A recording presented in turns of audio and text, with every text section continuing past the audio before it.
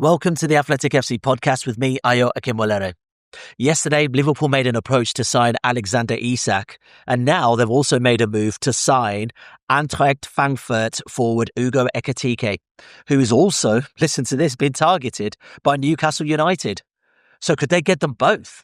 So here with us today, we have the Athletic's David Ornstein, as well as our Liverpool correspondent, James Pearce, as well. Right, David, we'll get into Isak shortly, and I've got a bone to pick with you about that, because you said I should calm down when I spoke about him in a previous podcast. But firstly, let's get into it. Eintracht Frankfurt, Hugo Ekitike, a player who's been hot on the lips of Newcastle, but also hot on the lips of Liverpool as well. Do we know where this player might be ending up? I said you should calm down, and I think we should all still keep calm, but I'm not sure I'll have any success in urging people to do that, because there's so much excitement around all of this and trepidation, depending on what camp you sit in. If we jump straight into Ekitike, he is obviously a player who's been of significant interest to many clubs for quite some time now, even though he's only 23 years old and has jumped between Reims and PSG and now Eintracht Frankfurt. Newcastle have tried to sign him, I think, twice previously, most recently 2022. They've come again. Will it be third time lucky? Well, they did make an offer for him. I think that was in around 80 million euros, 75 million pounds. We understand it's been rejected by Eintracht Frankfurt. It is a situation that Newcastle have been working on. Their interest is ongoing, but we just simply don't know the outcome of it so far. Meanwhile, he has also been on the recruitment list of clubs like Liverpool. And just before recording this podcast, we reported on The Athletic that Liverpool have made contact with Eintracht Frankfurt about a possible deal to sign Hugo Ekitike. They're exploring it.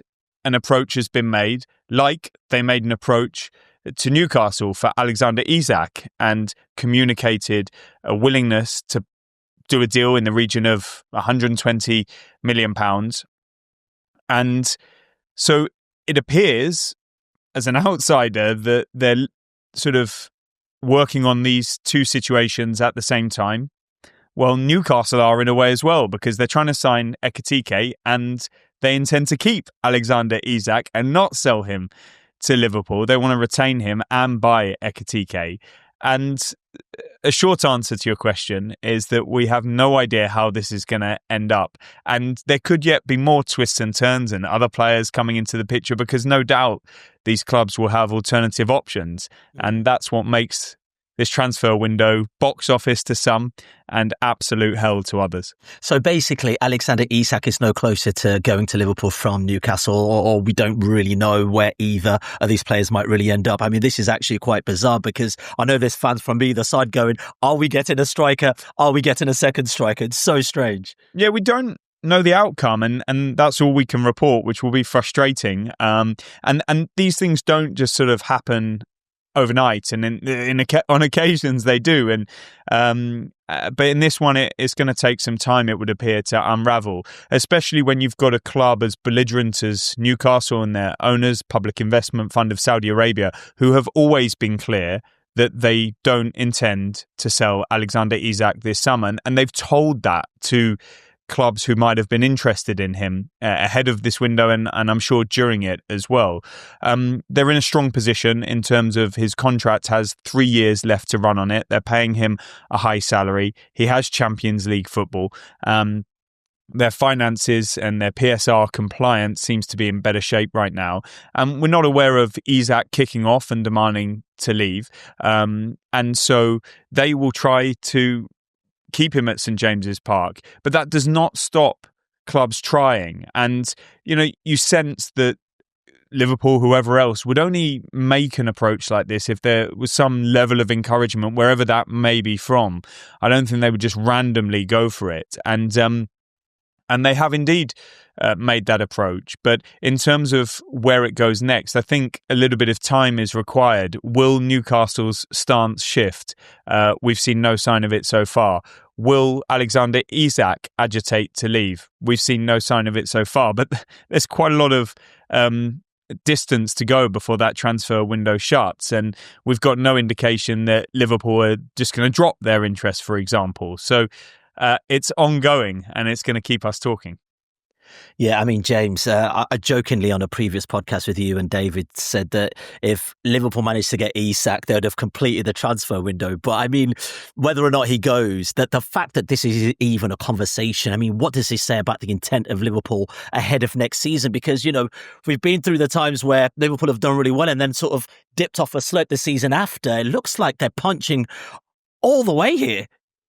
Yeah, it does. They certainly can't be accused of lacking ambition, can they? And when you look at what they've already achieved this summer in the market, I mean, you know, to break their transfer record, shatter it really, to bring in Florian Wirtz, the gem of German football in terms of adding creativity, and now, you know, I think, you know, they're quite right to test Newcastle's resolve to the limit, really, over Alexander Isak, because he is the best number 9 around. Why would you not try and shop at the absolute top level? And that's what Liverpool, they're in a position now to be able to do. You know, for so long we talked about Liverpool quite often having to do things differently and having to find value and, you know, untapped gems that then they could elevate and develop into that world-class bracket. But we've seen with the Wirtz deal, and now we're seeing with the, you know, how high they're aiming with the pursuit of a new number 9, that they're shopping in different areas these days.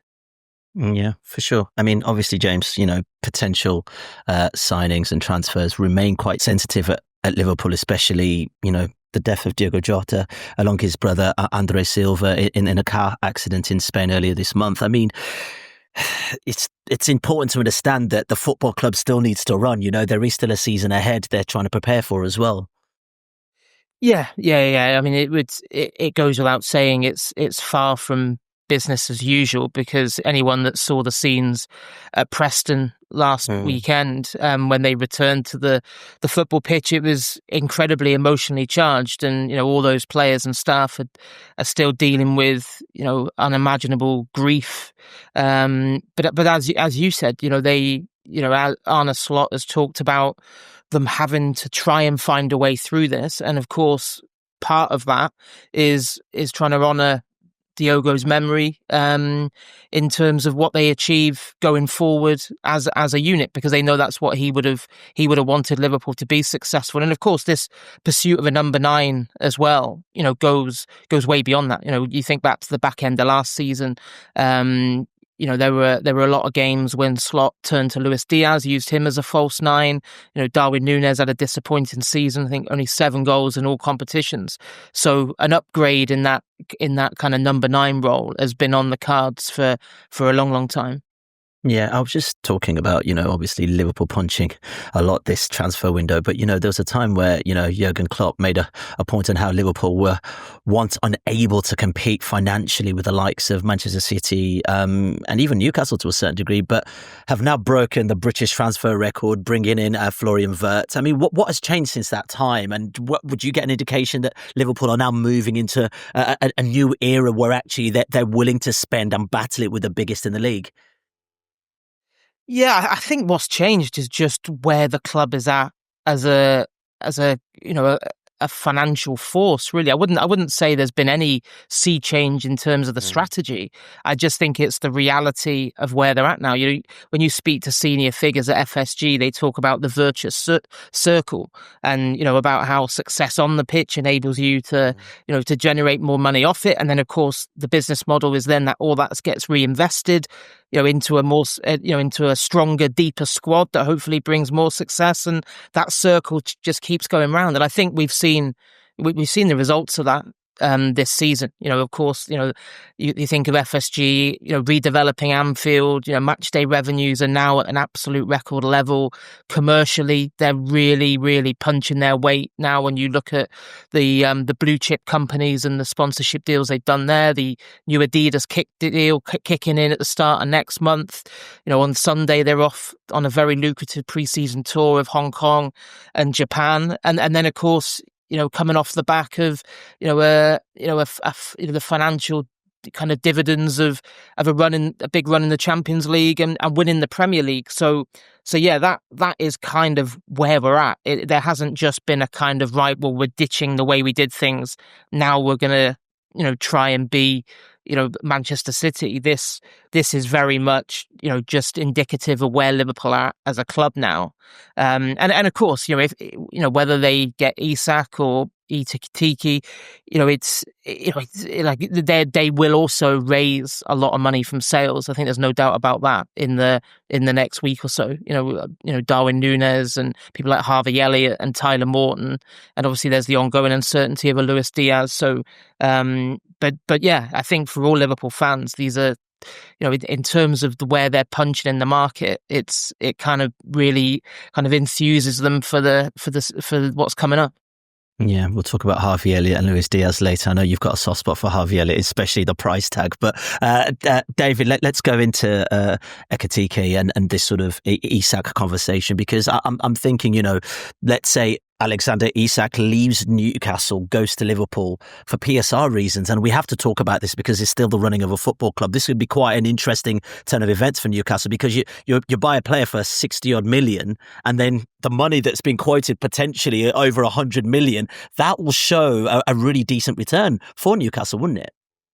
Oh, yeah, that would ease any kind of concerns, and some that Newcastle might have had, and it will give them huge room to manoeuvre in the market if they made a sale of that magnitude. I'm not saying they're selling Alexander Isak. We're just literally looking at the numbers, and that they do have some headroom now because of the work that they've done in recent times. They've not made a senior signing, have they, for a few windows? And they have recouped money from sales. We remember that mad June 30th, 2024, when they had to do a lot of manoeuvring to make themselves compliant, and that effort continued into January, and we thought it was going to continue this summer.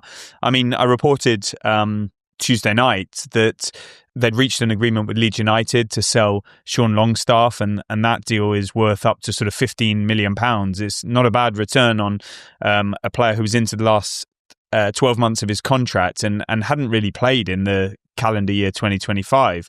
So there's some good work going on there. Of course, a big sale would put them in a great position financially, but I don't think that's the driver now that they've kind of got their house in order. They showed with Anthony Elanga that they had room to do business, and that's a really good signing. They want to keep Alexander Isak. They want to sign Hugo Ekitike. How awkward that makes their situation. I guess you can only really judge further down the line. What if they then make a significant sale afterwards of a different player from a different position? I know a lot of people have looked at this and said, well, you can't carry Isak and Ekitike because they're similar profiles. Eddie Howe has never played with two up front. The financial cost of signing Ekitike means you can't leave him on the bench for a season and integrate him. He won't accept that. These are all hypotheticals. Like, Newcastle intend to have both of them, but your intention doesn't necessarily come to fruition. We've got no sense of there being an agreement between Newcastle and Eintracht Frankfurt, or that even being close. No sense of an agreement between Newcastle and Hugo Ekitike on personal terms, or it even being close. So it's hard to say how all of this will shake up, and there are ways that Newcastle could sort of operate that will allow them to comply through different means. I don't want people making a big headline of this, but take Anthony Gordon, for example. He was pursued by Liverpool a year ago. There's been interest in him from other clubs. What if he or somebody else, Tino Livramento, has been linked with Manchester City? I'm not saying Newcastle are planning to sell these players. I'm just picking names at random that have been in the public domain. And what if they trade one of them and manage to balance the books in other ways? So, we don't know of some major PSR concern that Liverpool are trying to prey on in their pursuit of Isak. It's a pursuit that's organic, and we'll see if it comes to fruition or not. It would be very interesting because Liverpool tend not to spend that sort of money for that age profile. Isak is 25, not too long until he'll be 26. They had opportunities to sign players, I think in January, like a Marmoush, for example, who was the same age at the time that Isak is now, 25, and they didn't push to the sort of financial limits Manchester City were prepared to go to. So this would be a departure, but maybe you make departures for really special players. And at the same time, they're exploring the Ekitike situation themselves, who's a younger profile, and there will be other options as well. I think it's really interesting, James's commentary on the analysis on the financial situation of Liverpool, and a lot of Manchester City and other fans sort of saying, where's this all coming from? And the truth is that you can't judge it for anyone, and the same applied to Manchester City until the end of these windows. Firstly, Liverpool have kept a huge amount of powder dry. They didn't make a senior signing apart from sort of Mamardashvili last summer. They went in for Zubimendi. That didn't come to fruition. And now that's given them a strong financial position. Obviously, Trent Alexander-Arnold has left and his salary's gone from the wage bill. And so they've got resources, and they've also shown themselves to be good sellers. And there are a number of players in the team that you look at and think, wow, that could bring in some real finance. So the reality is it's just too early to judge. And Liverpool have balanced the books pretty well in recent years. Yeah, quickly on Ekitike, James, similar profile to Isak, but you think Isak is naturally the upgrade based on the fact that we've seen him play in the Premier League and actually operate consistently at a good level in the Premier League. If they don't get Isak, even though we've heard approaches have been made or whatever, what's the conversation here? Is Ekitike the next best thing for Liverpool, in the fact that if Darwin Núñez leaves, actually there's a player there we can really work with? I know he's not proven, but actually with the team around him, he could probably prosper quite well at Liverpool. Yeah, I believe so. Yeah, I think I think it goes without saying that Isak is the plan A, and of course you do everything you possibly can to get that before you deviate away from it, because as you said, Premier League proven is a big thing, and Isak is the absolute real deal finished article, isn't he? Only Mohamed Salah scored more Premier League goals than him last season. I think with Ekitike, it's a bit more of a gamble because, of course, he hasn't played in the league before. He's younger, probably a bit more raw, a bit more of a project signing, I'd say, than someone who's guaranteed to come in and hit the ground running. But when you look around Europe at what other options are out there, he is still, for me, he's still a massive upgrade on what they've already got. And I think, 22 goals in all comps for Eintracht Frankfurt last season. I think, and still it would be a massive, massive financial investment. It's not like, it's not like deviating away from it's not like a kind of missing out on Caicedo and buying Endo for 16 million. You're still talking about kind of 80 to 90 million pounds it'll probably take to get Ekitike over the line. So either way, it's a big statement of intent. Yeah, based on how they finished last season, Liverpool, David, you'd think the stronger offer or team, that if I'm just putting myself in Ekitike's shoes, Liverpool would feel like a much more enticing offer based on what they achieved last season, and also I guess players like Florian Wirtz playing there as well, for instance. This is also a player that contributed 12 assists as well as 22 goals in all competitions last season. Yes, it'd be disrespectful to for us to define Liverpool as being more attractive than Newcastle, but Liverpool is a really attractive proposition in terms of your chances of competing for the biggest honours on a regular basis and everything that comes with Liverpool. At the same time, Newcastle in the Champions League, they've got a really ambitious project. They've got a great manager in Eddie Howe, and it's an exciting opportunity for players to come in and play regular first team football, get a huge amount of game time under their belt in front of an incredible fan base, and that's like really attractive in its own right. And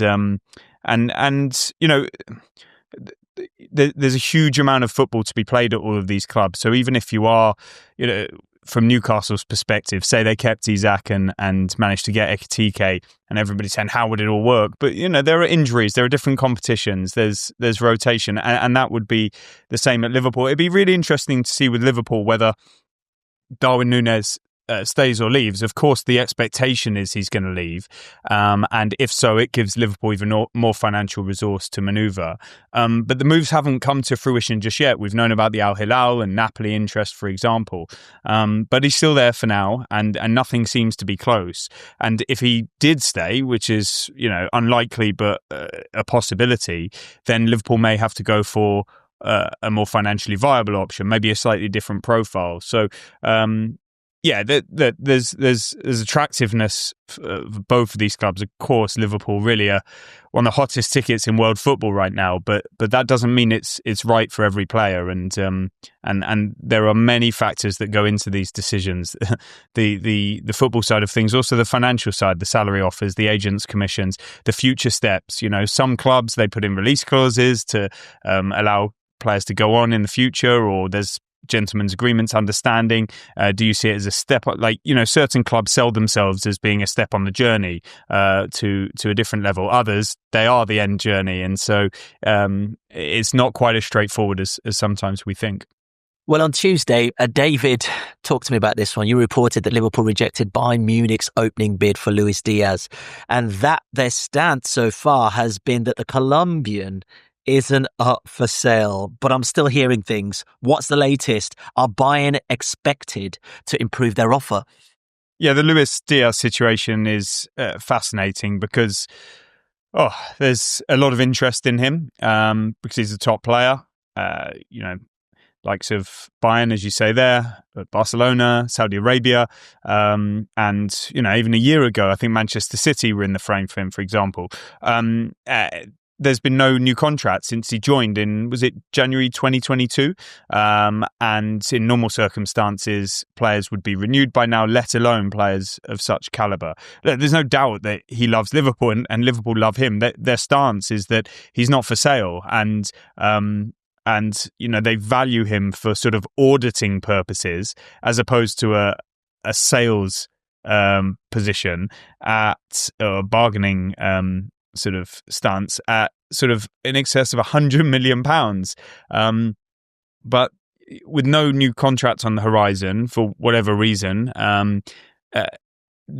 they would rather have the value of Luis Diaz for another couple of years on the pitch, and they've shown they're not afraid to do that. When you saw that Mo Salah, Trent Alexander-Arnold, and Virgil van Dijk went into their final years, it may be the case with Ibrahima Konate as well this summer. Well, Diaz has got 2 years. But Diaz, because of presumably this contract situation and the interest in him, we understand, he's expressed his interest, his desire. He's made clear his wish to leave Liverpool. I don't think that's in a disrespectful way, but it's maybe for all the factors explained. And Bayern Munich have come to the party with an official offer that we reported, and it was rejected immediately. So let's see if they come back in for him. It's clearly quite a delicate situation. But, I think that there's not been sort of hostility among the fan base reacting to that story. They kind of understand this is not an easy one.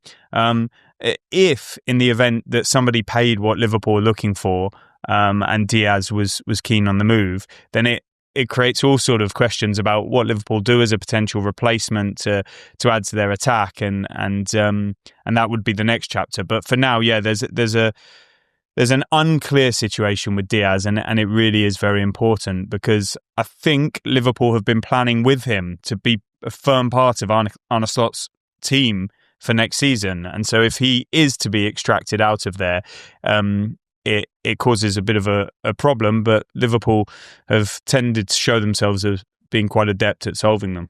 You go back to last summer and there was a lot of noise about Diaz's future then, and speaking to people, it was pretty clear reading between the lines that there was a push from his camp to try and get improved terms, and an extension on better money. There's been some kind of erroneous reports I've seen over the months suggesting he was on as little as £60,000-70,000 a week. I'm told that just isn't true. You know, it doesn't make any sense, does it? On the basis that we're talking about a £50 million signing from 3 years ago, and obviously all Liverpool's contracts are heavily incentivised, and you look at what they've achieved and what Diaz has done for the team since then. So yeah, I mean, even before these approaches from Barcelona and Bayern Munich, which I think we all know in the modern game, they don't tend to happen unless they've had some encouragement from the players' side of things. Liverpool have been very relaxed about it, as David said. You know, they're not going to get kind of pushed into giving an extension that they don't feel they need to give, because when you look at his current deal, it takes him up to the age of 30. So of course, you know, immediately then you're thinking, well, do you really want to commit vast sums of money potentially till he's 32 or 33, which is what those discussions would be about. And yeah, or are you better off, you know, just keeping him for what he can give the team for the next year or two? Because, you know, I think Liverpool are absolutely right to snub 60 million for him, because he scored 17 goals in all competitions last season. That was his most prolific campaign for the club. You know, versatile as well, played through the middle at times as well as off the left, where we've mainly seen him. So yeah, I think unless Bayern or someone else come back with upwards of 80 to 90, then I think Liverpool are right to kind of hold their ground. And I think we've seen much the way they operate previously. They're not going to get bullied into any kind of deal that they're not completely happy with. So and I think, you know, Diaz will accept whatever Liverpool decide. I don't think there's any concern. I certainly don't get the feeling there's any concern about the possible implications of keeping someone whose head is elsewhere. I don't think that is a concern at the minute. I wonder what Diaz's departure would mean for Liverpool's transfer business, David, beyond potentially signing one of either Isak or Ekitike. Well, I imagine they would have to replace him, and you don't take lightly to the loss of such an important, integral part of your team, your squad, and what he offers in terms of goals, attacking threat, assists. Magnificent, Luis Diaz. And so, yeah, you know, Liverpool will be looking at options. They're always doing that, and they're one of the best recruitment operations around. So we saw Anthony Gordon was a possibility a year ago. No idea if that would be revisited. And number of names have been linked with Liverpool as possible replacements. So yeah, I think like they're not going to sanction the departure of somebody like Luis Diaz unless they had somebody lined up or some options or a very clear chain of thought on what to do next. And so, you know, I don't think it's something Liverpool are craving. It definitely isn't, despite Luis Diaz's situation. And even if it happens, they'll probably be ready with solutions. You know, there's other things they need to consider in their attacking department, such as Harvey Elliott, a player who barely played last season, yet was player of the tournament at the Euro Under-21s, and there's quite a lot of interest in him. Could well go abroad. We reported that in the deal sheet recently, and that would generate significant funds and other bits and bobs as well. So, you know, whatever materializes in terms of potential outgoings, I think Liverpool will probably have a fairly clear picture in their head of what they want to do, and probably execute it as well. But it's all hypothetical at the moment because so many of these situations are in flux. Yeah, gents, let's leave it there. David, James, thanks so much for your insight. And also thank you guys for watching as well. Do not forget to like and subscribe to the channel. And also, if you haven't already, leave us a comment and also let us know your thoughts as well. We'll catch you soon. If you want to watch more episodes of the show, please subscribe to the channel. We'll be joined by the likes of David Ornstein, Matt Slater, Adam Crafton, Carl Anker, and plenty more through the season. If you'd like to listen to the episodes in full in audio form, search The Athletic FC wherever you get your podcasts from.